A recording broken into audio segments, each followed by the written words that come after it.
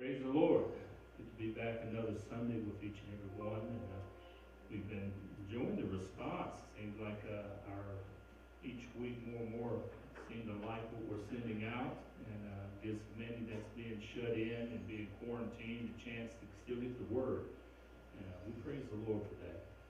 I'm going to do a couple songs starting out for you today. And first time I heard it, the message stirred my heart in such a special way. You know, sometimes as ministers especially, people get to thinking that we're invincible, that we don't have issues, that we don't have problems. Well, we're human. We do have situations and problems. There's times that when problems surmount so much, that there's times that this pastor here has to just go off and not only just pray about it, but tears start flowing. There's times that I just have to cry and say, God, I need you. Listen to the words.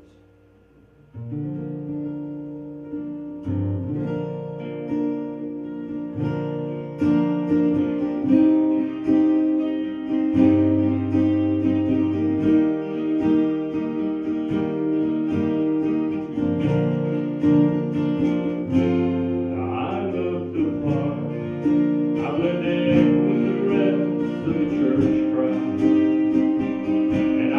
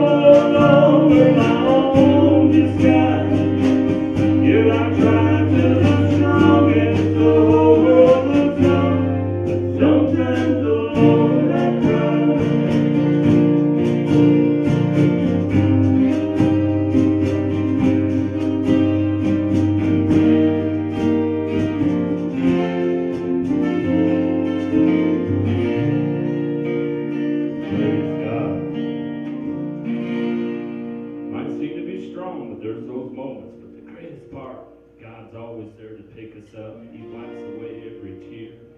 He's always there to make a way.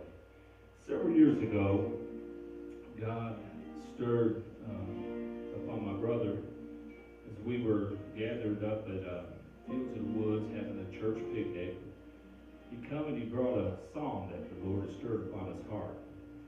And the melody was familiar, but the words just caught on so quickly. I was quickly able to just jump right in and help him in harmony. And such a beautiful message, because it made the change in his life is why these words come forward. Now I'm a Christian. How awesome that is to be able to make that proclamation. Listen to the words. But it's his first night back in church since he was just a teen. He didn't know how to act till he felt that special beat. And he went down to the altar, fell down on his knees to pray, and he accepted God into his life today.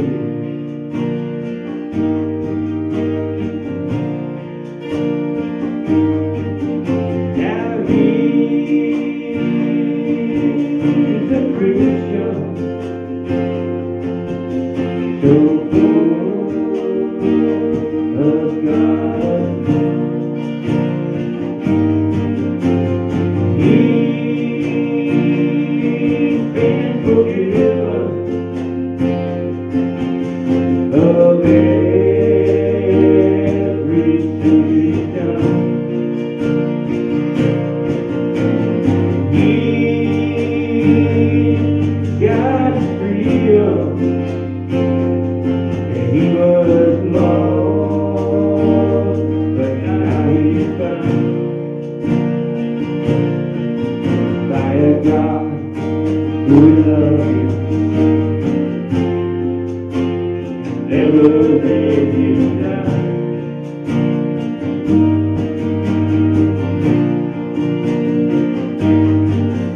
Now he's got a new love shining in his life. If you don't believe it, tell his children or his life. There's no more fussing by, no more staying out to the bars tonight. Now all he's got is God's blood shining through his life tonight.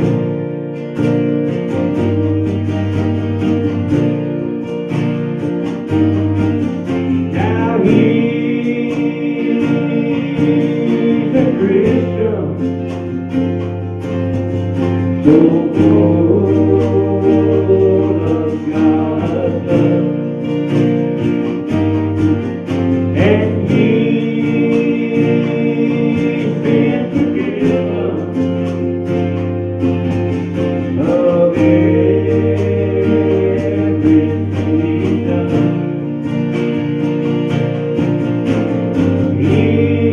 He's got his freedom. He was lost, but now he's found by God who loves him, and never let him down.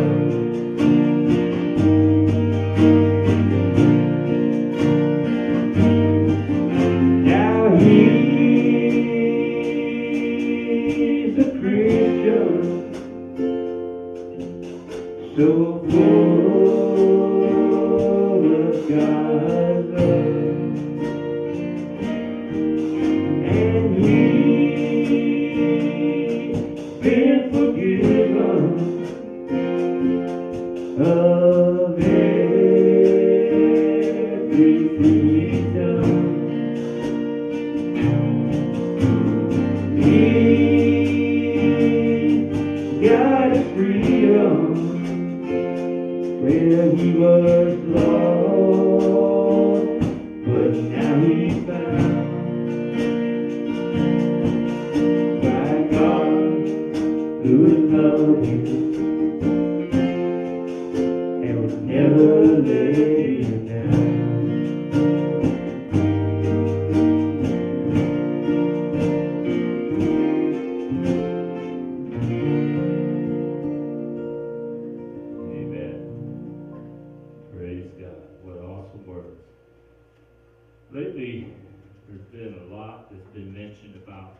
that's going on, and the biggest thing that it has brought, not the sickness, not the virus or anything like that, it's the fear.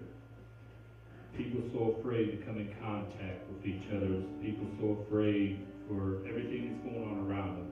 We already deal with fear when we have to wonder how my bills are being paid, how sicknesses are dealing with my body in different situations. But to let fear rule our life, we just remove faith completely out of our life. And we need faith. We're Christians. We're supposed to walk by faith, not by sight, not by what we hear, but by faith. And faith will conquer fear. Fear is nothing but a liar. And it seems like several of the new songs that I've heard this past year and some last year, seems that every one of them ministered against this particular fear. And this one here always just seemed like it was just an anthem. I've heard several artists sing it. I'm nowhere as good as them, but I do love the message. And please listen to the words closely. Not to us how we sing, but to the words.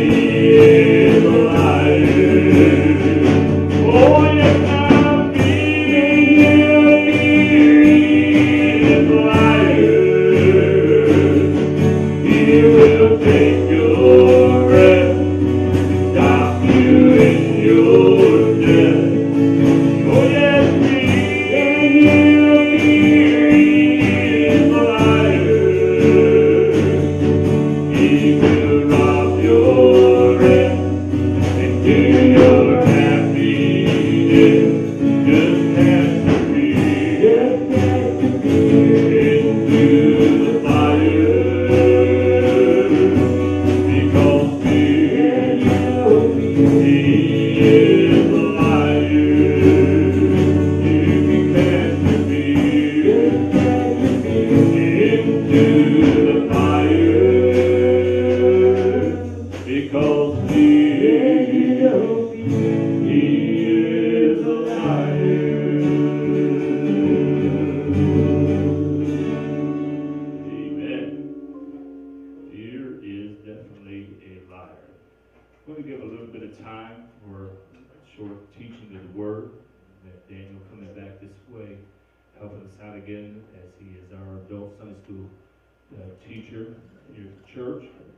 And we do welcome all of you. When all this is over with and the church doors open back up, please come on out and be with us and see what it's like to be here, not under recording, but just to worship with us, shout with us, rejoice with us. You say shout, yeah, we're shouting church. We believe in shouting. We believe in saying amen. But our Sunday school youth is open forum. Everyone gets to participate. And it's a great time of Bible study.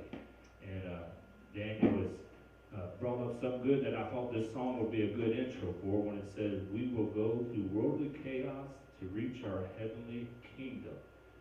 In other words, it sounds like these are things we seem to have to go through. But the great thing, don't fear it. Let God move and touch through it. Praise God.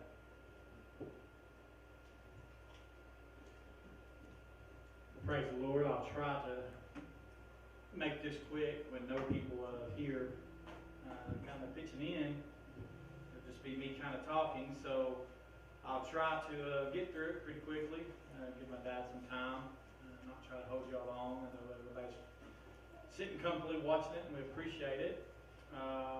We do love everyone, miss them. Don't be afraid to send in your prayer requests, send in things you need, especially with this time that we're going through. And as I was driving to work the other day, I sit there and I had a thought, and I was looking around, and we all went through, many people went through devastation on Sunday night. You know, and a day that you wouldn't expect to end Easter in. And with everything we've been going through already with this COVID-19, and then you're getting these natural disasters that are happening. I mean, Nashville got hit a couple of weeks ago, and when you look at the news, they're expecting this to be one of the worst years ever, and Georgia especially has faced itself in tornadoes. So we have a lot to pray about, but we also have a lot of questions going through people's minds today. As I thought as we going through, why? Why are we going through it? Why are we seeing changes? Why does, when you think you're just overcoming one disaster, one disease, does something else happen? So with that, I had a couple of questions. Had a thought that came to my mind, and, with all this worldly chaos, what do we need to do to reach that heavenly kingdom? What do we need to do to get the answers through the things that we're facing? A good verse right here. There's two, and what I don't have up here, I also want you to think of is James chapter 1. Read the whole thing sometime this week. Read the whole message that it has in James chapter 1 of what God will do for you, what Jesus did for us, and what will do for you, that we have to go through trouble. We have to go through trials. But Acts 14:22 says, "And confirming the souls of the disciples and exhorting them to continue in the faith, and that we must, through much tribulation, enter into the kingdom." As it says right there, to enter in, we're going to have to go through troubles and trials. If you don't understand what tribulation is, watch the news.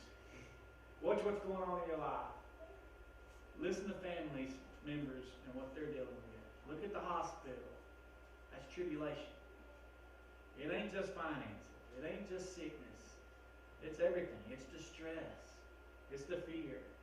It's everything we're dealing with. These headaches. That's the tribulations we're going through today. So as I sat there and I thought, why are we going through these storms, these battles, these tribulations, etc.? And when I put etc., that's because why are we? When you think about it, it's not. Some people, they call it their storms. Some people call it their headaches. Some people call it their trials. Some people say it's their battles. Some people call it their drama. But either way, as I sat there and I was driving and I thought of this, God needs to remind us of our priorities. That's one of my dad's favorite messages.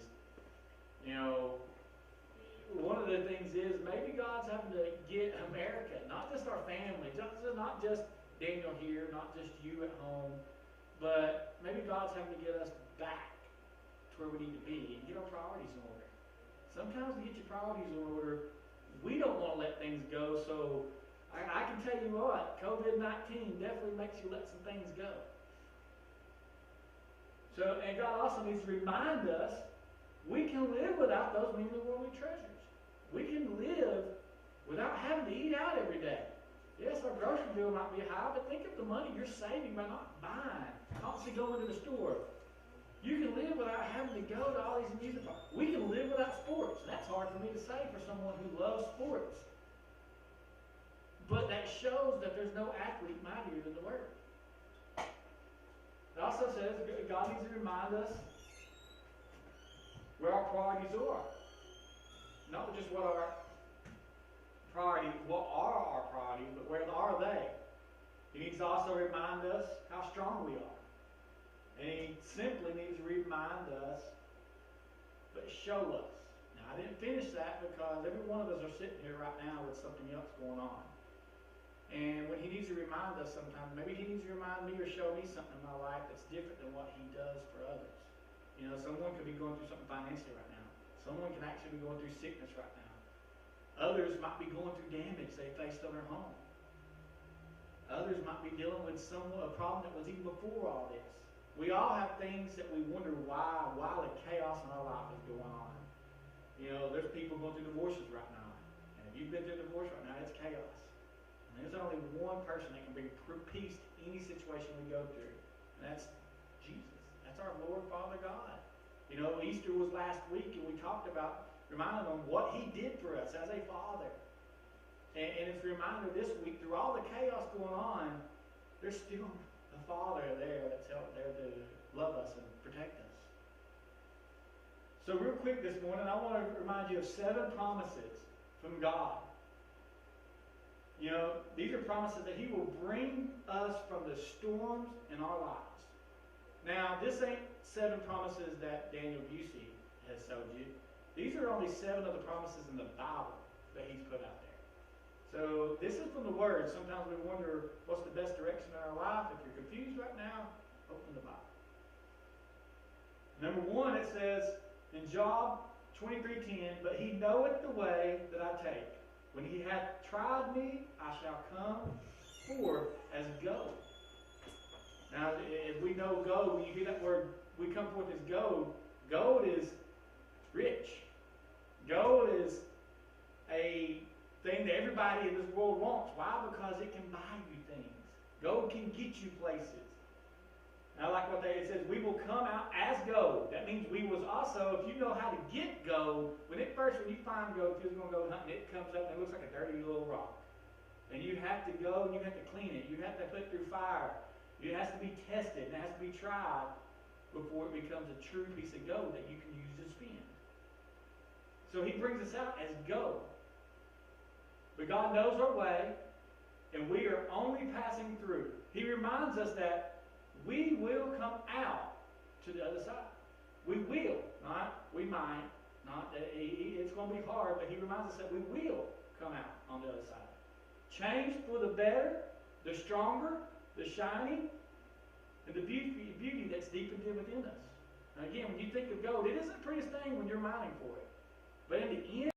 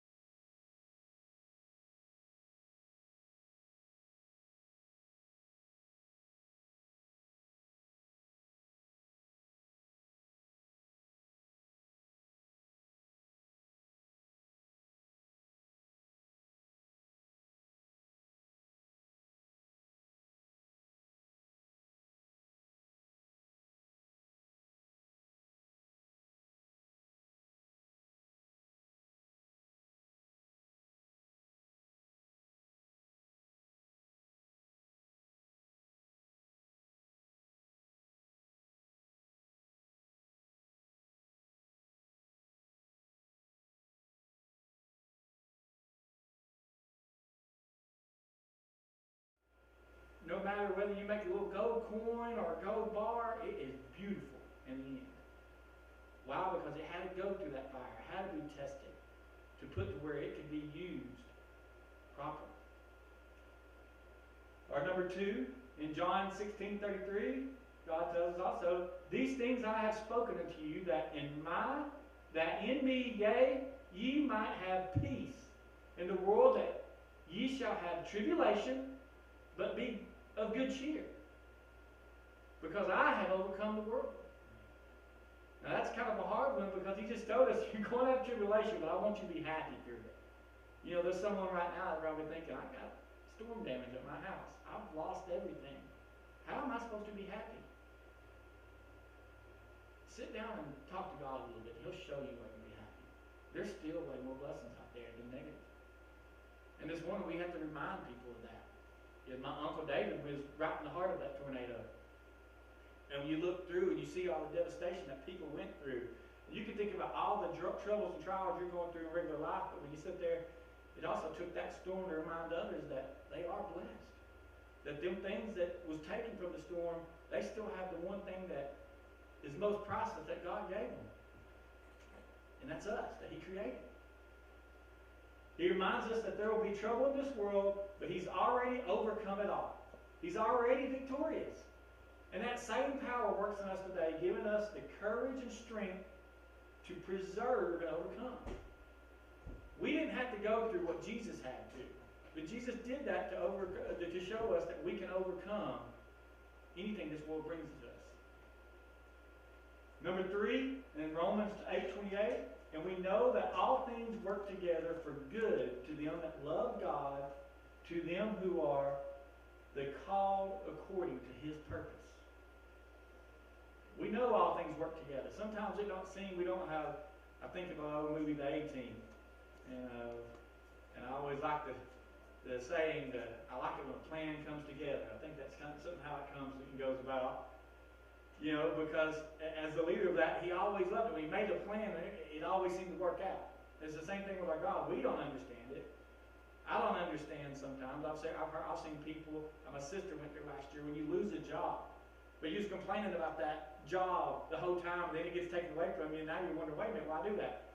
Sometimes God's been trying to get you to walk away from something, so He had to take it from you to get you to move forward. And now I look at her, and she's happy. She's in a place where she needs to be, but why? It worked out to His purpose. Sometimes we don't understand His methods, but it ain't made for us to. He created this world. Sometimes He needs to do things, though, to open the world's eyes. For those of us who love Him and are called by His purpose, He promises these powerful words. And all things God works for the good. So even the tornado, even the COVID-19, even divorces, even things we don't understand going on in our home, even financial battles, when you put in God's hands, you start realizing all these things work for good. They work for His purpose. Number 4, James 1, verses 2 and 3. Now this is just a start. I told you at the beginning to read this whole chapter of James 1. It will give you light of what's going on that we're facing today. But it says right there in verses 2 and 3, "My brethren, count it all joy when you fall into divers temptations, knowing this, that the trying of your faith worketh patience." If you ain't found patience through all this going on, you're finding it. Some people are finding patience with their own husbands and wives. Some people are finding patience with their kids. But as we're finding out, we're finding patience we didn't have before, because we have to realize when we look to the Father, we might not understand when, we might not understand why, we might not understand the problem, exactly what's going on, but I can tell you, be patient. And be joyful through this. 2 hard things to do together. Be patient and be joyful, because in the end, God has going to work it out. He's going to bring us through it, and we're going to be better at the end of it. So God reminds us to choose joys in whatever we face. Again, that's a hard thing to do. Confident that He is working, even though every trial and hard place, to bring us greater endurance. We never gain greater strength and spiritual muscles simply by living an easy life. You don't gain the wisdom. You don't gain anything from just having everything given to you. You have to work for it. We can only build deeper faith and perseverance by walking walking through the hard times that press us more closely to His presence. Sometimes we have to go through the hard times to bring us to our knees. Because when the path is easy, it's an easy walk. But when that mountain is steep and that mountain's hard to climb, you have to sit sometimes. Sometimes you have to go down to that knee to be reminded who has given you the ultimate strength. In 2 Corinthians 1, 4 through 5, number 5 says, "Who comforteth us in all our tribulation, that we may be able to confront them which are in any trouble, by the comfort wherewith we ourselves are comforted of God. For as the sufferings of Christ abound in us, so our consolation also abounded by Christ." Pretty much saying, unless we experience difficulty and suffering, we cannot truly help another sufferer who faces the loss and pain. I used to say sometimes the best messages we got, the best examples we got was from the lessons we learned in our own life. The best examples we give, it's like we said, you wouldn't, someone who was going to counsel me on relationships, I'd like to know, I wouldn't want someone who's been through relationships and hard problems. People who's learned from drug addictions, from alcohol addictions, people who's loved and lost, who knows what it's like to lose a close loved one. They know how they use that hurt, they use that tribulation they faced in their own life to gain the wisdom, and God uses them then to be able to witness to others how to get through tough times. Sometimes we might not understand why we lost a parent at a young age. Sometimes we might not understand why we lost a sibling at a young age. But there comes times in our lives when we face others that are confronting a situation and they are lost, they're confused, they're hurt. And that's our chance for God to use us to save them, to witness to them, to give them a strength and joy that they didn't know how to find. Number 6, "And he said unto me, My grace is sufficient for thee." That's a tough one. That's a good one right there. My grace is sufficient for me. No matter what's going on, God's grace is more sufficient than any other thing we could have right now that we think we're doing without. All you need is His grace. "For my strength is made perfect in weakness. Most gladly, therefore, will I rather glory in my infirmities than that the power of Christ may rest upon me. Therefore I take pleasure in infirmities, in reproaches, in necessities, in persecutions, in distress for Christ's sake. For when I am weak, then am I made strong." Again, sometimes we don't understand, but what we're going through right now, we might think the nation's weak, the churches are getting weakened, and my dad mentioned the thing before. Right now, I think probably the word's getting out more than it ever has. People are at home, people are having to watch, people are looking for answers, people are looking for the word. So look at the blessings we're taking from this, and use this time. Hey, when we think we're at our weakest right now, God's about to make us our strongest. Our difficulties allow us to see God's strength displayed in our lives. Through every weakness and hard place, it brings us deeper humility and dependency on Him that we would never know without the trial and pain we have faced. Sometimes we don't know how strong we are until we go through that battle. Sometimes we don't know how blessed we are until we go through that storm. There's people right now that you might think, man, I feel bad for them. They feel more blessed and closer to God than they ever have been. Why? Because they learned they can make it through a storm. And it wasn't the worldly things that got them through. And number 7, the last one, in 2 Corinthians 4, 16 through 8. "For which cause we faint not, but through our outward man perish. Yet the inward man is renewed day by day. For our light affliction, which is but for a moment, worketh for us far more exceeding and eternal weight of glory." Pretty much he's telling us there, through every trial storm we encounter in life, God will use it to make a mark in this world. The troubles we walk through can bring glory to Him. He will use our lives, the joy and our faith we have, in spirit of our problems to draw others to Himself. And to help us remember that what we see around us is not all there is. more in store for us. And it's greater than we can ever imagine. I think today we've lost a lot. We've had a lot of privileges taken from us. I think it's had its reason. I think God needs to remind us that He is still more precious than all this stuff that we think we got to do. He is still more precious to go to church on Sunday and worship Him than to spend a day watching football. It is still more precious to spend time with family on a Saturday and work around your house and enjoy that time with them than for everybody to be at the shopping malls and everybody to be out camping and hunting.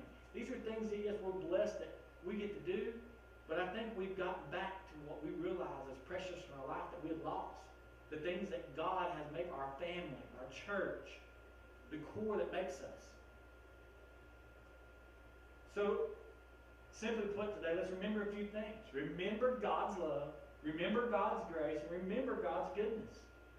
In 1 Peter 4, 12 and 13, it says, Beloved, think it not strange concerning the fiery trial which is to try you. Church, I'm here to tell you, this ain't going to be the last of it. We see already in the news right now, tomorrow, there's more storms coming. We don't know the end of this COVID. There's going to be years from now, as we've seen in the reach back past 10 years, we've faced so many different diseases. This is not the last, and it definitely wasn't the first. But through God and through everything we face, we will prevail. But know that we still got more trials coming. But as though some strange thing happened unto you, but rejoice inasmuch as ye are partakers of Christ's sufferings, that when His glory shall be revealed, ye may be glad, also exceeding in joy. So church, just remember today, as my dad gets ready to come up here, remember, through these things that we're going through, have patience and have joy. You might think, how can I do that? Sit back, think right now. Stop asking why, Lord. Stop using the excuses on Him. Stop wondering like He's putting the world through suffering. No. He is blessing us right now. And when you stop and think and you start looking at the rewards we want to achieve from this, you'll start seeing that God has a plan. We might not understand, but there is a plan. And in the end, through our patience and our joy, all we're going to do is find ourselves closer to God.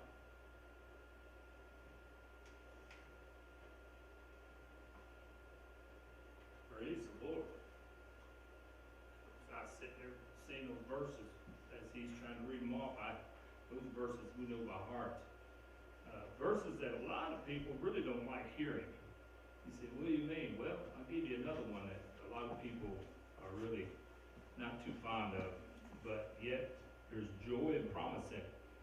And that verse is, many are the afflictions of the righteous, but the Lord delivers them out of them all. Ain't that awesome? He said, no. You said there's many afflictions, yeah. But you got to also remember, the Bible says it also rains on the just and the unjust. That's going to happen, whether you're good, whether you're bad, whether you're a Christian, whether you're not. The good thing is that as a Christian, God says, I am with you. I'm with you always, even to the end. And He'll be there. And even though we face hard times, and there's many that's been going through situations this week, being at home this week myself, I've received a lot of requests, a lot of situations where people have brought forth the things that they need, especially after last Sunday, the devastation it hit. I like the miracles that I've heard, the testimonies. My brother is one who mentions how it just went over, and he lives in a double-wide trailer, how it went over his place. It destroyed all the property around him, but he said it's like it just skipped right over them, and that's just something awesome. Now let's remember all these, though, who have lost homes. We had several lost their lives even, and still recuperating, still recovering from all the devastation that took place. One of the things that I want to share with you today, I was woken up early this morning, and I tell you, if I was a movie producer of any sort, I thought, man, this is a great concept. I don't know why anyone hasn't ever come up with this idea. And of course it did happen, but what if? And you say, what do you mean by what if? Well, I'm thinking about how we just went through Easter and how we dealt with a situation where one man had to suffer and die. One man, God within man, had to be convicted of a crime he didn't commit. He was found guilty without a jury, without a trial. And I thought, man, why wasn't there a trial? I know they was trying to make it speedy. I know they was trying to rush things along, but what if there had been a trial? Because, some of the things we have found that there was many that had followed Jesus, his own disciples, weren't even there as he was being brought before Pilate and brought before those and all that for the beating and things like that. They were in fear of their own life, and they took off and they hid. But here's Jesus having to go through all of this.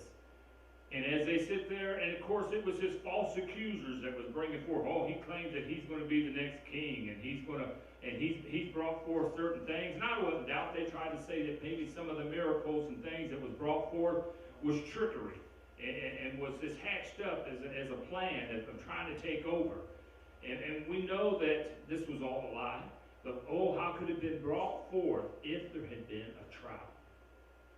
There was a song I heard during Easter time when I was a child, and it was called, "Were You There When They Crucified My Lord?" Were you there when they nailed him to the tree? Were you there when they hung him on the cross? All these things that just kept going on and on as it was going in detail of all the steps there. Let's back it up. What would have been if there had been a trial? Would Jesus be found guilty? I tell you, if I had walked during those 3 years of Jesus' ministry, seen and heard of the things, I would have gladly said, let me be his defense attorney. Because as his defense attorney, I knew who to ground up and all that as a crowd. In fact, I would have quickly got a married couple that had only been married a couple years to quickly come up from over in the area of Cana and sit there and say, listen, tell what happened at your wedding. And I could sit there, when they're wanting to say, these miracles was fake, let them talk about the first miracle we read of Jesus. Let them sit there and say, we had this wedding all planned, and there was more people that showed up than what we really thought there would be. And we had all of our plans and trying to prepare and take care of things, but the one thing we forgot, we didn't bring enough wine. And we invited this woman named Mary that we knew that was kind of probably distant kin in the family, and she brought her son. Mary, her husband was a well-known carpenter by the name of Joseph, and so she brought her son with him, and he knows a little bit of carpentry too, but it wasn't the carpentry work that he helped us in this wedding. We ran out of wine, and she quickly just took over, stepped up, and said, whatever my son tells you to do, you do it.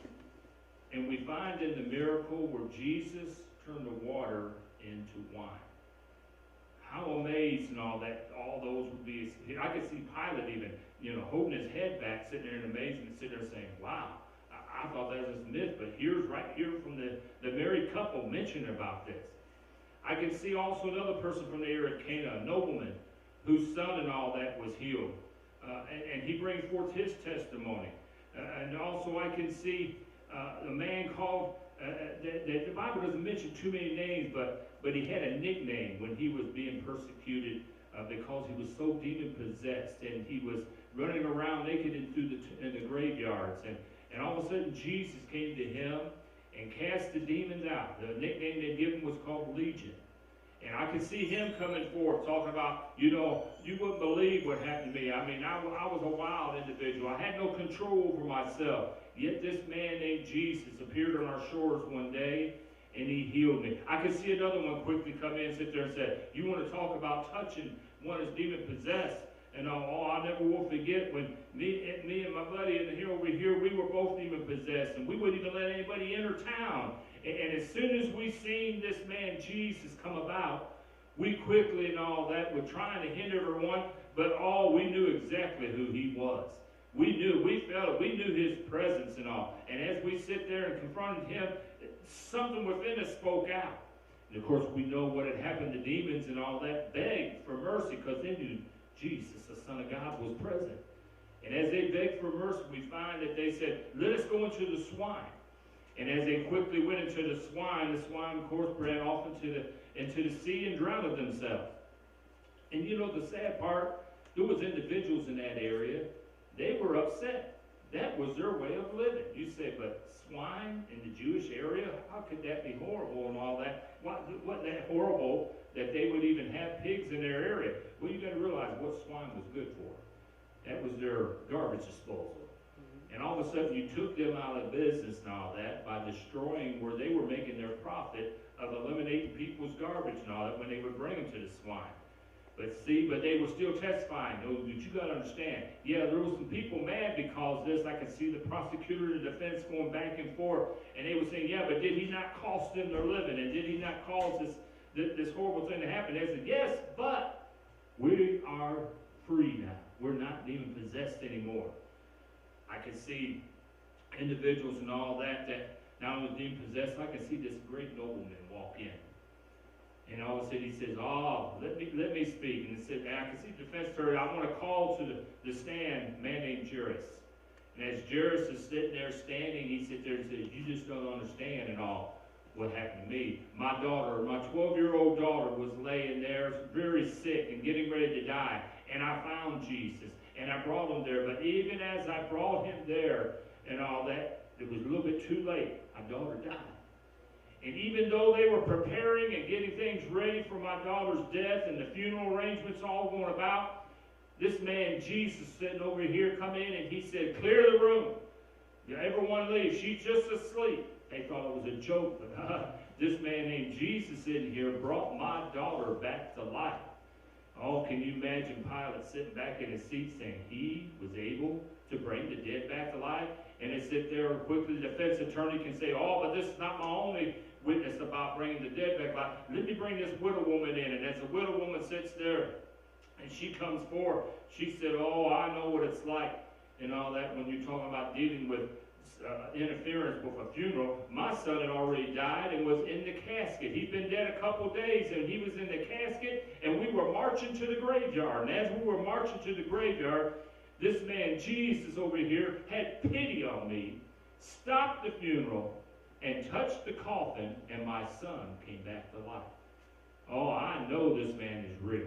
You know, and all these different ones that's coming forth, from the blind men that cried out, Jesus, have mercy on us, the son of David, and it's many that were brought forth, the dumb that made to talk, the man with the withered hand, whose hand was restored, all these coming forth as witnesses. And I can see as each one's coming forth, and I can see as Pilate's eyes are getting bigger and bigger, realizing, man, what great things this man's done. Why are they sitting there worried about him and all that and trying to bring false accusations to them? These character witnesses are building him up and all that of what great miracles he's done. There was always probably opposition. I can see where the men brought the man to the roof and tore open the roof and lowered their friend's body down to get healed. And I wouldn't doubt maybe the homeowner sit there and said, but they destroyed my roof. It doesn't matter. The miracle was this man Jesus healed, delivered, brought back and all that, those that was dead that were now alive again. And I could see one even coming forward sitting there and saying, oh, this man named Jairus is talking about his daughter. You ought to see what happened to me and all that had an issue of blood for 12 years. I suffered so much and all that, and I had to stay away from the crowd. And all I had to do was just touch the hem of his garment. And I was made whole. All these different ones and all that, and then finally now it's coming near the end of the witnesses, all the different ones giving testimonies, and I can see now they sit there and they say, oh, but we got even one of your own. And they bring a Roman centurion in. And the Roman centurion walks up to there, and he sits there, and he says, you know, you don't realize this, but as I have a servant that I care for greatly. I wouldn't doubt he was probably a captain that had servants. And as the captain of the army come in, probably recognition given to him by all those that was present, even Pilate himself as the governor, giving this centurion recognition and all. And it's good to see you, captain, whatever his name might have been.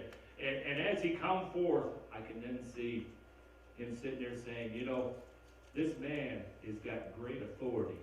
He might look like a lowly individual. He's a man of great authority because he comes to my house And I didn't really feel, not as a Jew, but I knew, understood authority. He didn't need to come in my house. All he had to do, because I recognized what he had done, speak the word.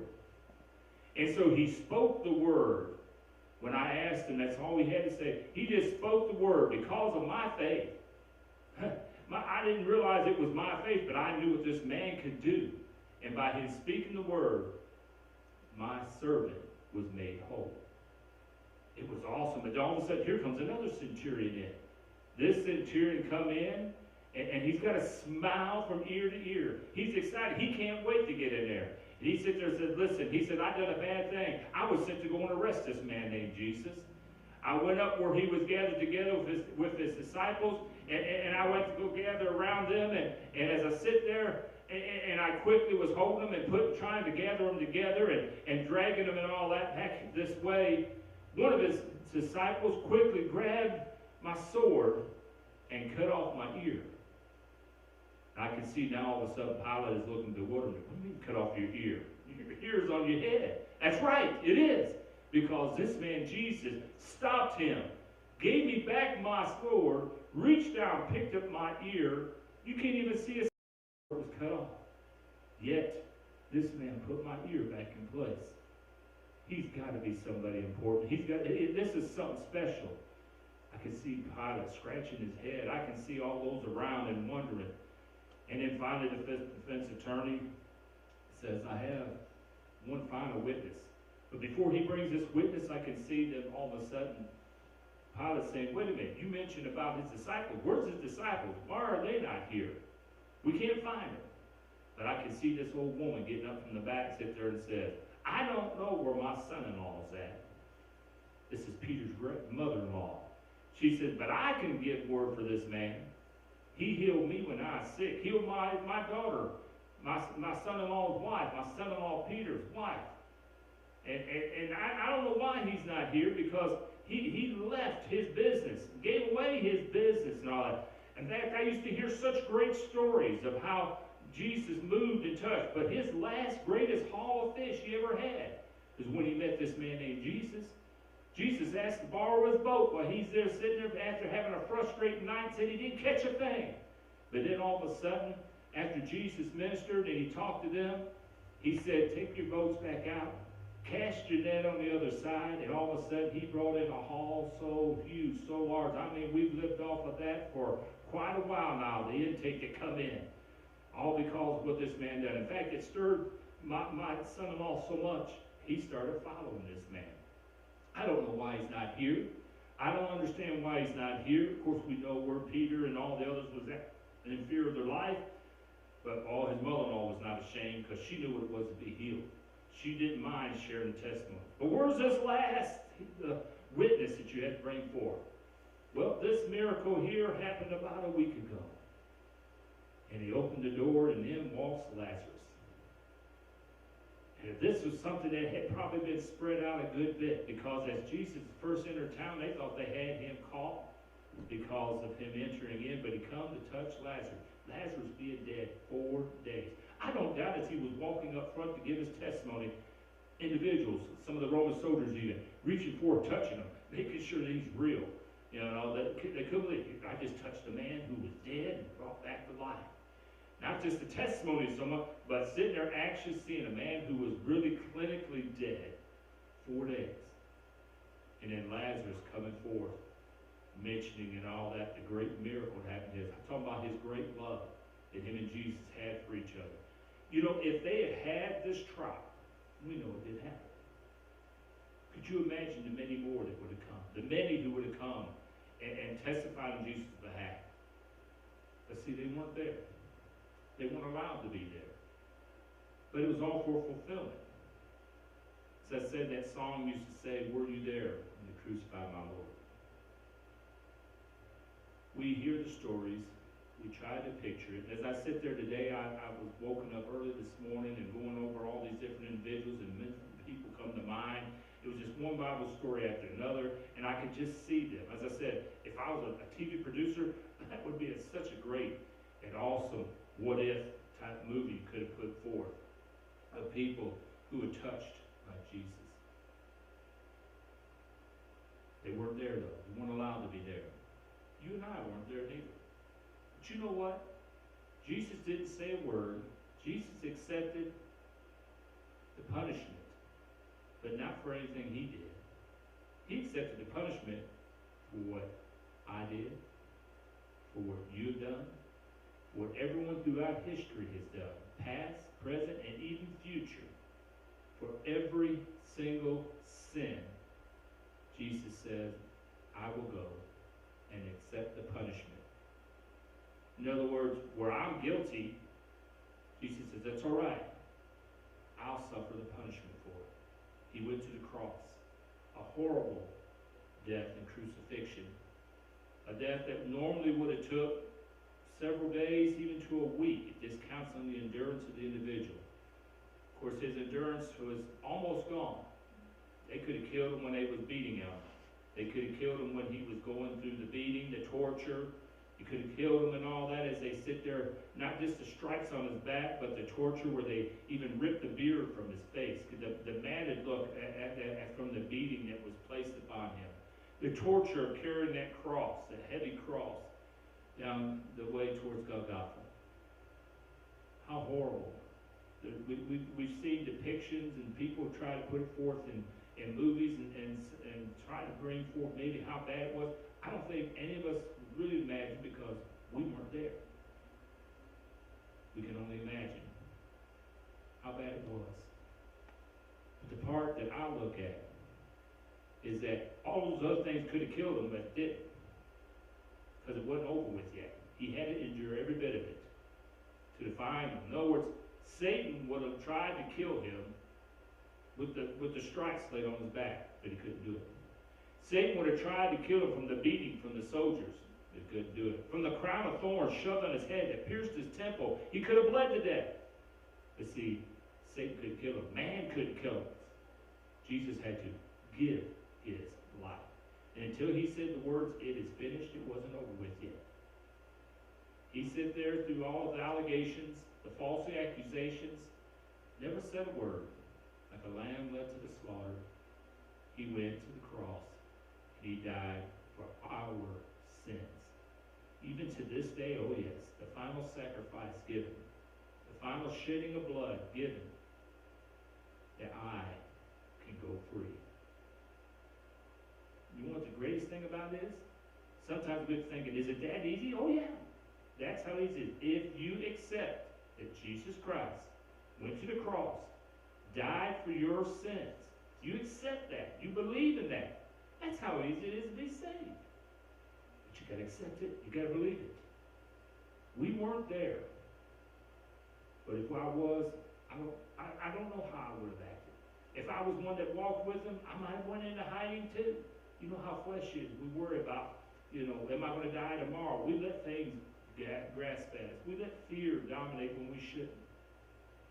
But all those that were bold enough that would have stood for it. I'm glad that John came forth bold enough to stand there and take Jesus' mother to the cross. How horrible it was to see that. Not being able to recognize his master, but he loved him so much. We all love him so much. Jesus, how we love you, how we're so thankful for what you did for us. I want you to kind of think of that. Think of many others this week. Where were they at? What was their story? Could they maybe said something that could have intervened and stopped this? Pilate probably knew enough and heard enough. That's why he said, I wash my hands and I leave it to the people. But it was all the accusers that was saying, crucify him. They were the ones that wanted to put an end to it. I know it's been a week since Easter, but this is something that goes every single day of our life. The story of that resurrection power where Jesus himself conquered death, hell, and the grave. But the biggest part is he went to the cross. If there hadn't been a cross, if there hadn't been a grave, we would not be able to be saved. But yet he did that for you and I.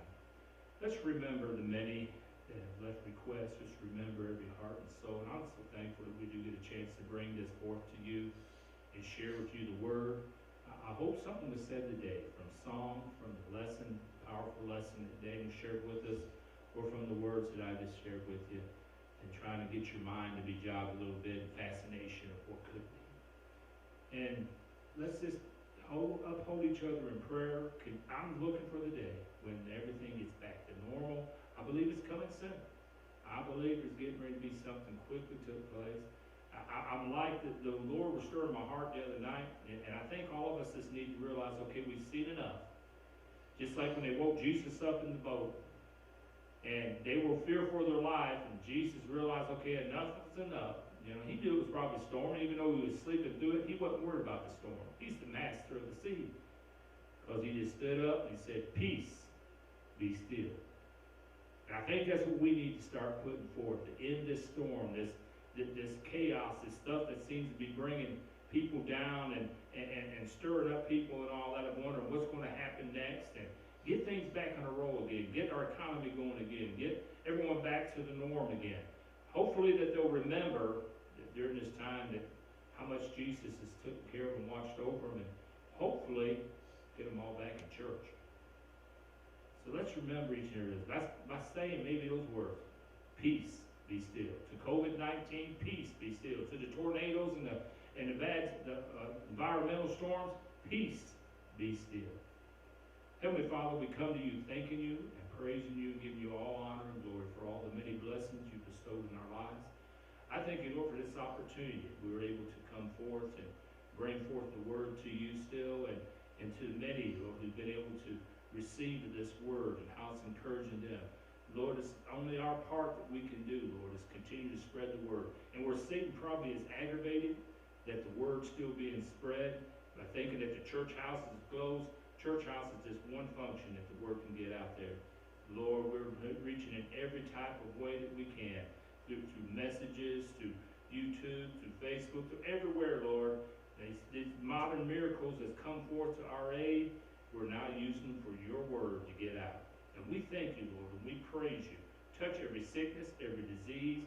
Touch those who've lost their homes and their families. And Lord, touch those, Lord, that's heartbroken. Touch those that's dealing with cancer, heart situation. Those, Lord, who can't even get into the hospitals, needing a healing touch. And we all come from you. Why? You are our healer, our redeemer, our all in all. In Jesus' name, amen. God bless you.